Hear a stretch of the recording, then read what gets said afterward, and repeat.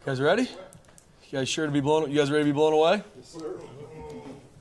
Well, guys, happy Monday. Thank you, Jesus, for another day of life. We're here. We're rolling. Appreciate your guys' time, as always, coming in here to listen to us as we preview the opponent and what we're going to get going. So, first off, though, for the Saturday's game, man, proud of our team finding a way to win. And November's the compete month, and that's what we talk about with our team. And each week, we know we're going to get a team's best, and we have to earn the right to make sure we play our best every single opportunity. It's going to be no different going down to play San Jose State this weekend. But proud of our guys on finding a way to finish the game. There's a lot of things that we need to continue to learn and grow in all three phases, and mistakes happen. And we got to get them fixed. And that's the exciting part that we have as a coaching staff and players to do. But I'm proud of our team being resilient. There's a lot of good football we did on Saturday, but we made some mistakes and we didn't execute in situations that maybe prior we had. But hats off to Nevada. We knew we were going to get their best, and they came out and played hard. But I'm very proud of our team finding a way to win the game and continue to stay in the fight. And there's so many different plays in that game that some go our way, some don't, and that's football. And we got to continue as coaches to pinpoint ways from practice to prep to grow these three phases. Not something, out there that's, we got to figure this out. Like, we know we can look at the film and know the issues we got to clean up, and I'm excited to do so. But so proud of our team. I really do believe in years past we probably don't find a way to win that game. That's a testament to our players. Stay in the fight. There was no frustration with our guys outside of maybe the initial play itself. Like, they stayed together, they stayed in the fight, and they found a way to win. So proud of our guys, and we know going forward that we have a huge test this Saturday versus San Jose State. I think the world of Coach Nehemiah Tololo and their team, and so we know we need to be prepared and have our best week of practice to go earn the right to play our best Saturday afternoon. So with that, open it up for questions. You said in the past we probably don't find a way to win that game. What's changed and how do you see that? Yeah, it's a testament to our players, Mike. I can think of a couple games that you're in that are kind of, things are happening where it's turnovers and things are kind of going back and forth, that I can think of, a couple different games that you end up losing, and you're like, man, wow, we had it. What kind of went wrong? We lost it. And I just think it's our group. It's these players. It's nothing I'm doing. Promise you that. It's a testament to these players and what they work and how much they love each other and finding a way to win those games. Now we got to make sure that we continue to learn and grow every single week, because we have to improve from game 9 to game 10. No different than we've tried to do each and every season. I thought our guys had a great week of practice last week, from how they prepped, their process in general. On Saturday we didn't execute consistently enough, but we did do a lot of good things. We found a way to win the game. You've talked a lot about this season, about the work Maddox has put in, and he even said it after the game. It was one of the worst games he's played here. What have you seen from him, and just kind of how personally he's taken that game? Yeah, he watched obviously leaving the game. He had his thoughts on the game. Then he's going to watch the film and continue to learn and grow from it. And he's a relentless competitor. And just like anything, there's going to be fundamentals and techniques and reads that he missed that he needs to get fixed, and he will. And there's plenty of examples of him doing it right, and now we just got to continue to make sure it's consistent. But just like anything, that happens. And you look at over the years, not only just college football, but over the years, you have those type of games that they're dirty. There's things going on both sides, that things are things are going kind of weird. It's kind of a funky game, and you find a way to win. And that's a testament to our team finding a way to win those tough, hard-fought games. But even in regards to Maddox, there's a lot of things on film that I'm proud of him. There's a lot of things on film that I know he needs to improve on, and no one's going to want to do it more than Maddox. So proud of him. He's our leader. He's our quarterback, and I know he's going to. Do you have an update on Tubner and his injury? Not yet. We're going to get a lot of information today. He worked out this morning, was able to do some stuff, but we're going to get an update today from our doctors of kind of what that looks like for Alex. Spencer, it's kind of significant for a number of reasons. If I don't want to speculate too much, but what can you say about who's got to step up for you guys really on defense with him out, and not in terms of just ability, but communication, all that? Yeah, Jay, make no bones about it. Alexander Tubner is a huge part of our entire team, not just in the production he has defensively, but who he is in regards to the heartbeat of our team. So next man up. And someone's got to carry the flag, and that's going around across college football. Next man up, we're working through it I know our defensive staff is looking at some things, especially as we wait to see kind of what's going on with him. And it's going to be next man up. We're going to have to find multiple ways to not only in regards to our personnel, making some changes and adjustments, and we're going to make sure we have the best plan of attack ready. But it's also going to be the leadership part of it. And I know, knowing Tubes, he's going to be locked in every single thing he's doing, and he's going to be still a huge leader on our team as we wait to find out what's going on with him. Plan potentially still be Zion if, communicating we're in the green dot, if that's the right, you guys have to go. Good question, Jay. I mean, we're still going to look at that defensively and see, who's going to, if Tubes doesn't play, who's going to get the coach-to-player communication, what are some personnels we're going to get into differently. There's a lot of things that we're kind of working through to make sure we put our best guys out there. San Jose's number 5 in the country in passing, and you got the number 1 receiver. So what makes their passing attack go? And then we've seen some good receivers. How does Nash compare with the guy from Utah State and the guy from UNLV? Yeah, I mean, first off, Coach Niumatalolo has done a phenomenal job and has done a really good job for a long time. I had the pleasure of meeting him when we played UCLA in the bowl game. He was one of the assistants there last season. Admired him from afar for a lot of years, not only just as a football coach, but how he's handled his business, and was able to pick his brain a little bit at the bowl game. And so I think the world of him. You see what he's done at San Jose State in all 3 phases. I mean, they're playing some really good football right now at 6-3. I mean, I've talked to multiple teams that have played him, and this is a really good football team. We're going to play in all 3 phases. In regards to their offense, I mean, Nick Nash is the top receiver in the country, and he deserves it. Talked to a lot of coaches that have played against him. I mean, he's big time. He's strong. He can go up and make the catches. And I remember when Nick Nash was kind of like their backup, like running quarterback that they use. I mean, he had a double pass for a touchdown, I think, against Nevada, if I'm not mistaken. He's a big-time football player. Makes all the catches, an actually matchup nightmare for defenses.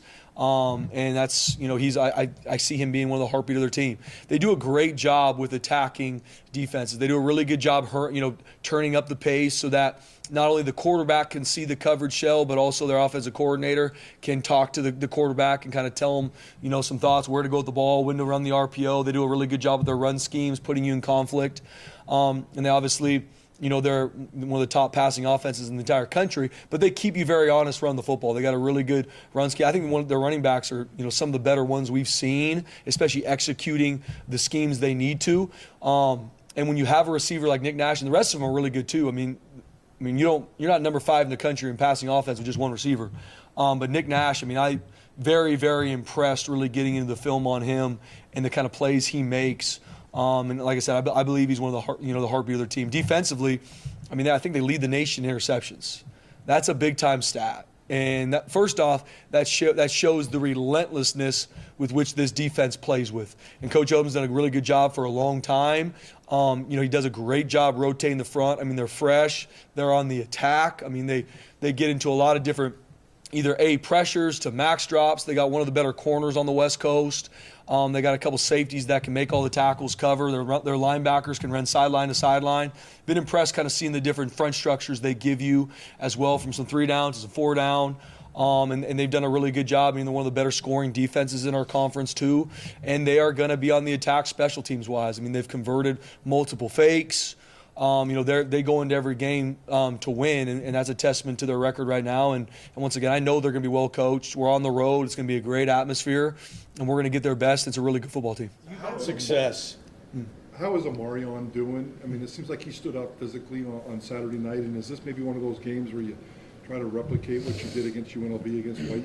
Yeah, so, Omarion's playing some good football. There's some inconsistencies a little bit on Saturday, but, you talk about a guy, he had a big-time tackle on third, not just in his coverage ability. He had a big-time tackle on a 3rd and long on the tailback where he flew across from the middle of the field to get the tailback down and hold him up short and cause a punt. Omarion's playing at a high level. And he's going back home. He's from Northern California, so I know he's excited. But even talking to him this morning, he's like, Coach, it's all about San Jose State. I know I'm going to have a bunch of family member there, but it's all about San Jose State. So we're still looking. They move Nick Nash around a lot. He's in the slot. So I'm excited for our safeties and our nickels and our dimes and finding ways to create some different matchups with him. They've had 2 quarterbacks. I think Egat, I don't know if I'm saying that right, but he kind of has taken over. But what do you see from both of their quarterbacks? Yeah, I think, both of them can run this offense very efficiently. And I respect offenses that really know who they are, but they will attack you. And that's what I really respect about this offense is they're gonna run their stuff, and they're very efficient with it. They know how to coverage adjust all their routes, so there's always going to be open receivers, or they're going to get themselves in the best look. But they will run not only their run plays, but their pass concepts versus what has attacked our defense. I respect that. And so we got to do a really good job in our self-scout, looking at the things that have hurt us in the run game, obviously especially the pass game, because we will see those this Saturday. You mentioned the atmosphere. I mean, it's just kind of a different one with the one side with not really many seats, and then just kind of I think they only had 17,000 at their last home game. Yeah. Like, what kind of challenge is that from a standpoint of maybe having to kind of bring your own energy? Yeah, we played there, BJ, back in 2019. And that's when they completely, I think at that point they just tore out the one side. So very similar setup. And I remember it being an atmosphere there. I don't remember what how many fans were there and what it was. Is it going to be as loud as Bronco Stadium or not? Who knows? But we are on the road. And I know when Boise State comes to town, that place will be packed out. They played really well at home this season. They played really well in general, but really well at home this season. From a decibel level and those kind of things, we'll see what comes out there. And if it's less than we expect, we'll be ready for crowd noise. It's my job as a head coach to make sure our team's ready for everything. Or if it's a situation where it's not as loud as we think, yeah, absolutely, we got to bring our own energy. It doesn't matter where we play. If it's at home, on the road, we got to be ready to go. And we got to make sure as a staff our players are ready for all sorts of environment. Might be a little bit of rain on Saturday. We got to be ready for those things. So that's my job as the head coach, BJ, to make sure either way, whatever the atmosphere is, our guys are prepared for both. You mentioned the turnovers with San Jose. What do they look like?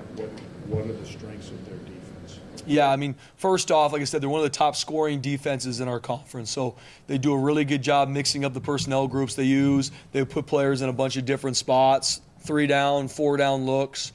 They've got really good pressures, and they got a lot of really good max drop type coverages to put quarterbacks in conflict. They did a really good job reading the quarterback too. I mean, when you lead the nation in interceptions, they're doing something really well. And the games that I've been able to watch today, I mean, they're also violent in regards to getting that ball out from forced fumbles. So it's a relentless defense. That's how they've been. I mean, same defensive quarter. I mean, it's 28-7 last year we played them here on the Blue. And so, I mean, we know they're going to be relentless. We know they're going to have that chip on their shoulder in all 3 phases, and they're going to be very well coached. One receiver caught a pass against Nevada. What was that a result of when you watched the tape, Spencer? That's a good question, Johnny. I think it's just, one of those things that as you look at the game plans and how we're being attacked, how they want to attack a defense, it just comes down to coverages and where the ball goes. How nice was Good it question. to get Breezy back and have that running back depth? And do you kind of plan to get him more and more involved as the weeks go on? Yeah, absolutely. I mean, it's big time to have Breezy back. And he was able to practice last week, was able to play a little bit in the game, and we need his role to grow. And that's going to be a testament to his practice this week to continue to earn the trust of his coaches and teammates. But very excited to have Breezy back, and he's going to have a huge role. Was he kind of still on a limited count for this last game? No, we're very mindful of him with the amount of games he's missed with the injuries he's had from fall camp to now. But no, we didn't go in with the snap count.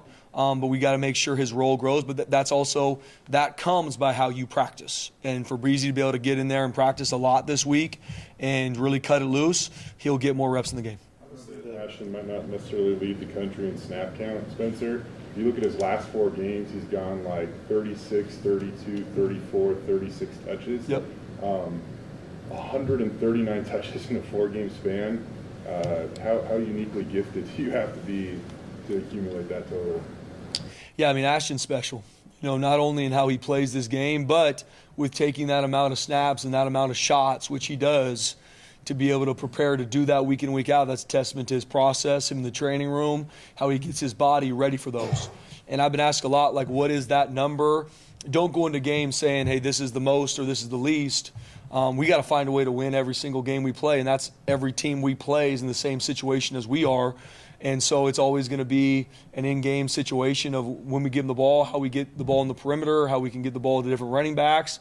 But Ashton Genty's our guy, and he's the warrior of our team, and we got to make sure that he continues to prep and continue to take care of his body because he has taken a bunch of carries the past 4 games. How different are his touches than maybe other people's touches? I would say. I mean, getting 140 touches almost a lot of those between the tackles Oh, yeah. where you got, 2,000 pounds of human beings around you. Yeah, I mean, every time Ashton touches the ball, there's 11 guys on defense that are trying to take a shot.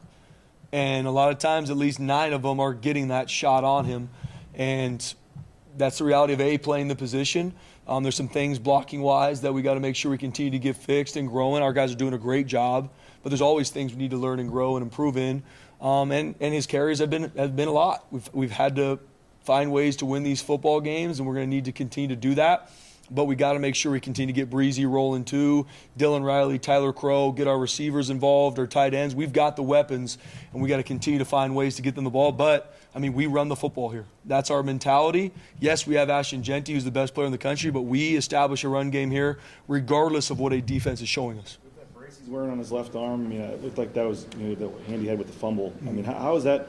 How's he doing, I guess? How is that impacting things? Obviously, it's not slowing him down much at all, but, I mean, what's he dealing with? Yeah, BJ, I mean, by 9 games through the season, I mean, he's living in the training room. And that's a testament to who he is, his mentality. He's got the brace on his arm. Did that affect the fumble or not? On film, maybe. But I think it's still something we can get fixed with fundamentals and techniques. And that's how it is when you're running through the tackles. I mean, there's going to be hands and someone punching at the ball in all facets. We can't give the ball up there. And I know Ash is going to work to make sure that doesn't happen again. But I mean, he's been through a lot. I mean, he's an absolute warrior. And that's Ashton, that's Cage Casey, that's Ben Dooley, that's Ahmed. I mean, I can go through our whole team. When you get to this point in the season, yes, the amount of carries and shots that Ashton takes is probably different than anybody else on our team. I'm not crazy to see that different. But, I mean, our team's got to find a way to live in the training room. Our team's beat up. I promise you, San Jose State's team's probably beat up. Every team is in that situation. We've got injuries. Other teams got injuries. It's next man up, carry the flag. No one's going to feel sorry for any team that maybe has an injury or team that's banged up. So that's my message to our team is, guys, we got to find a way to make sure our process is the best it's been this week. But going back to your question, BJ, I mean, he's fighting through everything, man. He's a warrior. He's going to live in the training room to play his best football this Saturday. Dirk's play calling style. Earlier this season, Madsen has I think a negative play, and he comes back with 2 long pass plays. In the past, Dirk Cutter has 4th and 1, and he throws the ball. Saturday, at the goal line situation, maybe a traditional run, he throws the ball. Do you like Dirk Cutter kind of catching people off guard? Of course you do, but how would you describe his play calling mentality and his style? Yeah, I mean, Coach Cutter's on the attack. That's my best way to talk about our offense is we are on the attack. Everything we do is to attack a defense. I know that kind of sounds maybe out there, but that's what we do on 1st down, 2nd down, 3rd down, 4th down. It's, yes, plays to catch guys off guard, yes, but it is we are on the attack. It's not we don't do any gimmick plays. It's not we're just doing this to keep a team honest. No, we are on the attack, and everything is blocked to score a touchdown. All our pass plays are drawn up to be explosive. Like, that's how Dirk Cutter and our offense is wired, and you love that. I mean, it is trying to attack what a defense does. Yes, we have DNA plays that we run, Mike, that this is our staple and we want to establish in the run and pass game. And in critical downs, I mean, we're going to be on the attack too. From goal line to 4th down, like we brought up, it's we're going to use our best stuff. Some games, that's run the football. Some games in those critical downs, it might be throwing it. It's really dependent on what our game plan is and what we're seeing from defenses. Have you ever come in over the top and said, no, I want to do this, or does he every play? I haven't. No, I mean, guys, and that's really in all 3 phases. I mean, I'll have conversations with guys, but I empower our coaches. I don't sit in there and watch the amount of film that any one of these coaches does. I don't have the time. I'm around our players. I'm focused on their training, their nutrition, their school, their life, recruiting. That's what this place needs me to do. I'm focused. I'm all chips on the table with our players. Yes, I watch the film. Yes, I'm in it, but not to the extent our coaches do. And so even in post-series, we'll have conversations about some things maybe I saw and some things, but in critical moments, I trust them. I want to empower them to where they've done the work. They've watched the film. They know our players. They know what the next thing they want to get to. And if that's what they call it. Let's roll. We got 11 guys. They got 11 guys. Let's go execute. And that's my mentality, BJ. I'm not out there to overthink our coaches. I mean, obviously, after a game, we're going to look at where we're inefficient and where we can improve on. And if something comes up after a game, we're going to have those conversations to see, hey, what are we thinking here? This is some thoughts that I have. But it is not me, nor will it ever be me, hopefully, to where I second-guess coaches. I want I trust them. They put the work in there and they're grinding all the time to make sure the plans and the schemes we have in all three phases. We'll have conversations in between series, some things that I think can help. But when it's go time and one side of the ball is out there, it's their time to call their best stuff, and I want to empower them to do that. So even on like a fourth down or something, you just say we're going for it, give me a play. You Correct. don't say I want to run it here or anything like Correct. that. Yep. Yeah, that's right. And after those, we'll talk. But no, it's just, hey, guys, this is a situation, we're going to go for it. And I want Dirk or Chins or Stacy in those situations to make their best call. And if they ask me, I'm going to give them my thoughts. But I empower our coaches. Like I said, I trust them. I know the work they put in. I know the film they watch. I know they know our players. And I want them to call their best stuff. You know defense, obviously your defensive background really well. You've game planned. You've game planned for star running backs before. And you're seeing how Genty is game planned against. What have you noticed that maybe is happening week in, week out, schematically against Genty that you didn't see the first couple, 3-4 weeks? Yeah, I think even to start the season, and it's not like all of a sudden defenses have completely changed, like, oh, we got this running back out of nowhere. You know, Georgia Southern Oregon knew very well about Ashton Genty. But you're getting a defense, without question, you're going to get your defense's best base run schemes, whatever that is. If they're a 4 down, 3 down, whatever that might be, you're going to get their best run schemes. You're also going to get their best run pressures off of that, stop what we do and to find ways to get extra hats to the football, because it is on film. One hat is not always going to do it. And that's really what you're seeing. And it depends on what team. We will see different things that a team has not showed on film yet, that we will see maybe a different front structure, a different pattern to attack some of the stuff we're doing run-wise, Johnny. But you're going to get their best stuff. I know that sounds kind of cliche, but go find the team that has a run game similar to us, and you're going to see some very similar things. Yes, you're going to see a pressure of the week. You're going to see a goal line package or a short yardage package of the week. But you're going to get a team's best stuff. They're trying to find ways to get extra hats. That could be with the post safety. That could be playing zero. That could be playing trap. That could be – you're going to get a team's best stuff. And what you're consistently seeing on film is a defense continually finding ways to change looks, right? So that they're going to continue to go to the well to find out what fits them best. You mentioned Ken Niamata-Olo. I don't know if you were ever in the involvement of the recruitment of his son or not, or just how much you know him. But just what'd you think of him taking that job and the how hard it is to win there and just how you think he's going to do there? Yeah, like I was not involved in the recruitment of his son, so I mean just admired him from afar up until meeting him at the bowl game when he was a part of the UCLA staff. Prior to him even taking the San Jose State job, everything. I've listened to a bunch of podcasts, read a lot about him, even prior to this year.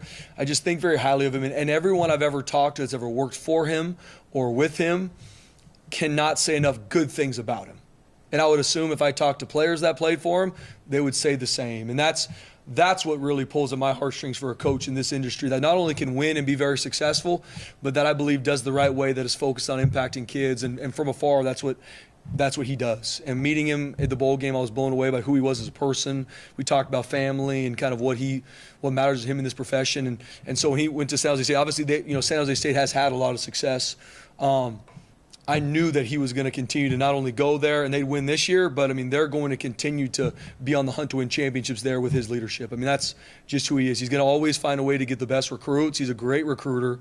He does a great job schematically. Obviously, at Navy, they were the triple option, but now, run and shoot and how they're really able to attack defense, they're always going to be on the cutting edge schematically. But I know that those players are going to cut it loose. You just sit back and watch TV copies of his team in all three phases. They play relentless. Special teams, defense, offense. They play hard. I think that's a testament to him, his staff, and I got a lot of respect for him.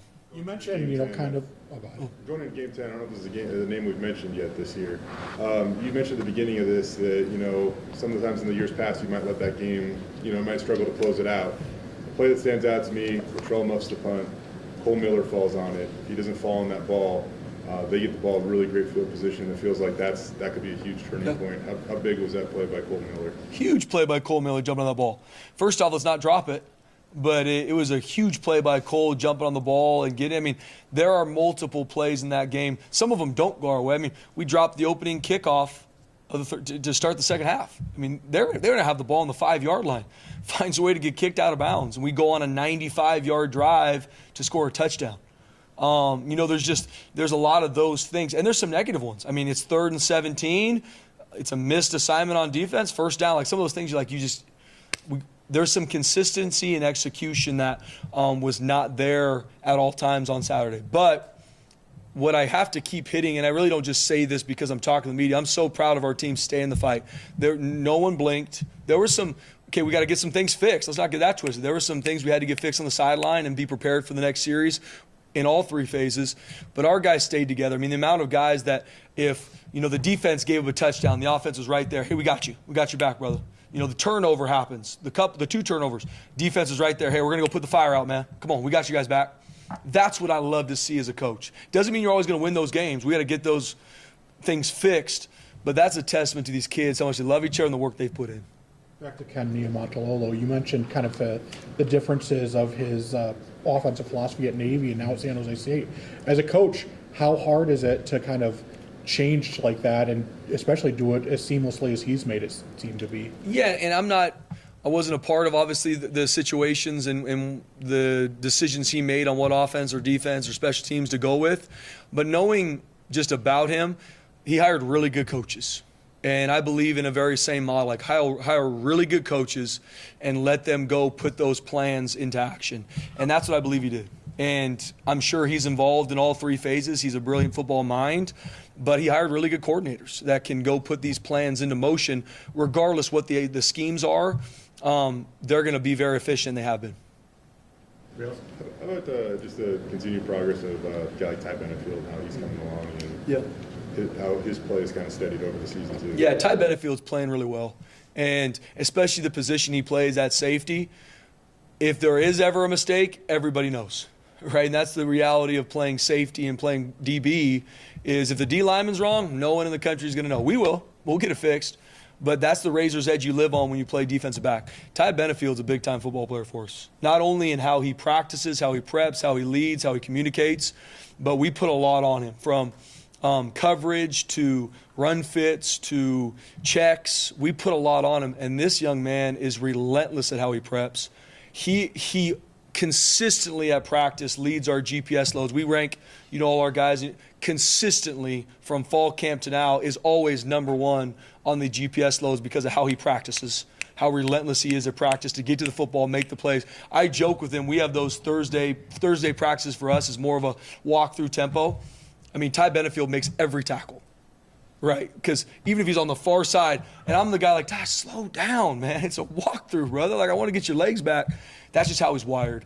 And as a sophomore, he's going to continue to improve, but he's doing some really good things. I'm proud of him.